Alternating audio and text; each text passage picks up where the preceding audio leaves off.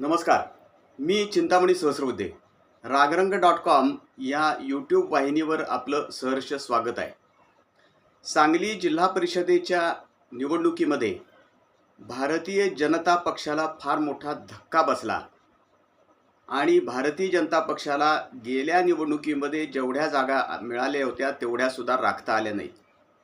या उलट शरद पवारांच्या राष्ट्रवादी काँग्रेसनं म्हणजे राष्ट्रवादीमध्ये फूट होऊन सुद्धा जिल्हा परिषदेमध्ये क्रमांक 1चं स्थान पटकावलं आणि 18 जागा जिंकल्या त्यांनी. काँग्रेसने चांगल्या जागा म्हणजे 11 जागा मिळवल्या. याशिवाय अजितदादांच्या राष्ट्रवादी काँग्रेसनं 6 जागा मिळवल्या आणि शिंदेंच्या शिवसेनेनं 7 जागा मिळवल्या, तर उभाठा सेनेला 1 जागा मिळाली. या सगळ्यामध्ये महाविकास जी आघाडी आहे त्यांनी जिल्ह्यामध्ये जिल्हा परिषद निवडणुकीमध्ये बाजी मारली आणि या महाविकास आघाडीचं नेतृत्व हे आमदार जयंत पाटील यांनी केलं. जयंत पाटील यांच्यावर सातत्यानं गेली काही वर्ष सांगली जिल्ह्यामध्ये भारतीय जनता पक्षाला त्यांनी पाठबळ दिलं, भारतीय जनता पक्ष वाढवायला त्यांनी मदत केली अशा स्वरूपाचा आरोप होत होता. म्हणून सांगली जिल्ह्यातल्या भारतीय जनता पक्षाला काही वेळेला काय म्हणू उपहासानं JJP असं सुद्धा म्हणलं जायचं, म्हणजे जयंत जनता पार्टी असं त्याला म्हणायचे. परंतु या जिल्हा परिषदेच्या निवडणुकीमध्ये जयंत पाटील यांनी भारतीय जनता पक्षाच्या विरोधात सगळ्या पक्षांची एक मोठ बांधून आणि भारतीय जनता पक्षाला एकटं पाडून भारतीय जनता पक्षाला चांगलाच मोठा धडा दिलेला आहे. जयंत पाटील भारतीय जनता पक्षात प्रवेश करणार की नाही करणार अशी चर्चा बरेच दिवस चाललेली होती. भारतीय जनता पक्षात त्यांनी प्रवेश केला तर त्यांच्याकडं साहजिकच सांगली जिल्ह्याचं पालकमंत्रीपद येईल, याशिवाय राज्यातलं महत्त्वाचं पद येईल, मंत्रिपद येईल अशी चर्चा असायची. परंतु ते काही झालं नाही आणि त्यांनी तो विषय बाजूला ठेवला आणि जयंत पाटलांनी अतिशय चिकाटीनं आणि पद्धतशीरपणे जिल्हा परिषदेची निवडणूक लढवली. महापालिकेच्या निवडणुकीत काही त्यांना यश मिळालं नाही. फारसं 2 ते 3 जागा त्यांच्या शरद पवार राष्ट्रवादीच्या निवडून आल्या आणि जिल्हा परिषद सांगली मिरज कुपवाड महापालिकेमध्ये भारतीय जनता पक्षानं अजितदादांच्या राष्ट्रवादीची सत्ता आली. परंतु जिल्हा परिषदेमध्ये मात्र जयंत पाटलांनी सत्ता सोडली नाही. त्यांनी जिल्हा परिषद निवडणूक जाहीर झाल्यानंतरच अजितदादांच्या राष्ट्रवादी काँग्रेसच्या काही नेत्यांना आपल्याबरोबर घेतलं, शिंदेंच्या शिवसेनेला आपल्याबरोबर घेतलं, त्यांच्याबरोबर ॲडजस्टमेंट केली. राज्यात ही महायुतीत असलेले 2 पक्ष असून सुद्धा शिंदेंची शिवसेना आणि अजितदादांची राष्ट्रवादी काँग्रेस यांना जयंत पाटलांनी बरोबर घेतलं. वास्तविक अजितदादांची राष्ट्रवादी काँग्रेस असेल किंवा जयंत पाटील हे शिंदेंची शिवसेना असेल, याच्यामधल्या अनेक नेत्यांनी यापूर्वी जयंत पाटलांना सुद्धा विरोध केलेला होता.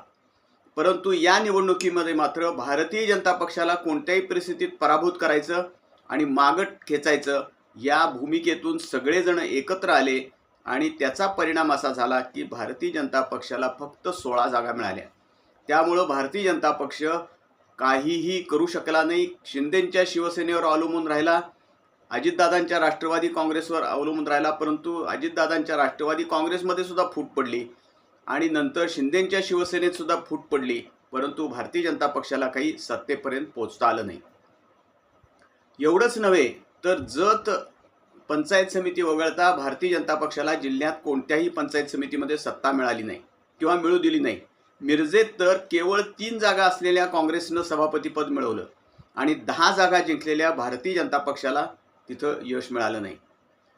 जयंत पाटील आणि सांगली जिल्ह्याचे पालकमंत्री तसंच भारतीय जनता पक्षाचे ज्येष्ठ नेते चंद्रकांतदादा पाटील यांच्यातला राजकीय संघर्ष हा लपून राहिलेला नाही आणि या सगळ्या राजकीय संघर्षामध्ये निदान जिल्हा परिषदेच्या निवडणुकीत तरी जयंत पाटलांनी चंद्रकांतदादा पाटील यांना मात दिली असं आपल्याला स्पष्टपणे दिसते एकूण राजकीय परिस्थिती आपण पाहिली तर. आणि त्यामुळं आता भारतीय जनता पक्षाला एकूणच सांगली जिल्ह्यामध्ये संपूर्ण राजकारणाचा पुनर्विचार करायची वेळ आलेली आहे. कारण भारतीय जनता पक्षाचं जे उसणं अवसान होतं अनेक ठिकाणी ते आपल्याला दिसेल की या निमित्तानं उघडं पडलंय किंवा गळून गेलेलं आहे. आज भारतीय जनता पक्षाकडं खानापूर तालुक्यामध्ये खानापूर आटपाडी तालुक्यात थोडेफार आमदार गोपीचंद पडळकर यांची शक्ती आहे. परंतु तसं पाहायला गेलं तर मोठी ताकद आज त्यांच्याकडे नाही. पलूस कडेगाव या दोन्ही तालुक्यामध्ये भारतीय जनता पक्षाची काही ताकद राहिलेली नाही. ती जिल्हा परिषद आणि पंचायत समितीच्या निवडणुकीच्या निमित्तानं स्पष्ट झालेलं आहे. शिराळा तालुक्यात फक्त आमदार आहेत भारतीय जनता पक्षाचे एवढंच आपल्याला म्हणता येईल, परंतु तिथंही शिवाजीराव नाईक, अजितदादांची राष्ट्रवादी काँग्रेस आणि मानसिंगराव नाईक हे शरद पवारांची राष्ट्रवादी काँग्रेस यांची युती तिथं झालेली आहे. आणि ही भक्कम युती पुढच्या विधानसभेच्या निवडणुकीत भारतीय जनता पक्षाची काही तिथं डाळ शिजवून देईल अशी परिस्थिती नाही. वाळवा तालुक्यात तर काही प्रश्नच नव्हता. जयंत पाटलांचं पूर्ण वर्चस्व वाळवा तालुक्यामध्ये आहे. मिरज तालुक्यातही शरद पवारांची राष्ट्रवादी काँग्रेस यांनी मोठा शिरकाव केलेला आहे. भारतीय जनता पक्षाची ताकद कमी झालेली आहे. तासगाव आणि कवठेमहांकाळ तालुक्यात सुद्धा तशीच परिस्थिती आहे. भारतीय जनता पक्षाकडे नेतृत्व नाही.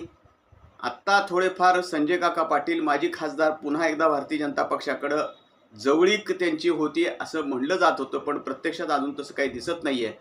त्यामुळं भारतीय जनता पक्षाची एकूण जिल्ह्यामध्ये परिस्थिती अतिशय गंभीर आहे.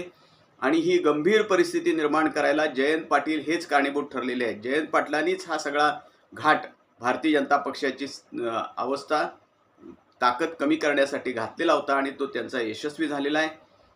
जिल्हा परिषद निवडणुकीच्या निमित्तानं भारतीय जनता पक्षाला आता पुन्हा एकदा पुनर्विचार करायची वेळ आहे. प्रत्येक तालुक्यामध्ये आपली ताकद पुन्हा कशी वाढवता येईल आणि आपली स्वतःची ताकद कशी उभी करता येईल, हे अवसान हे काही फार दिवस टिकत नाही हे स्पष्ट झालेलं आहे.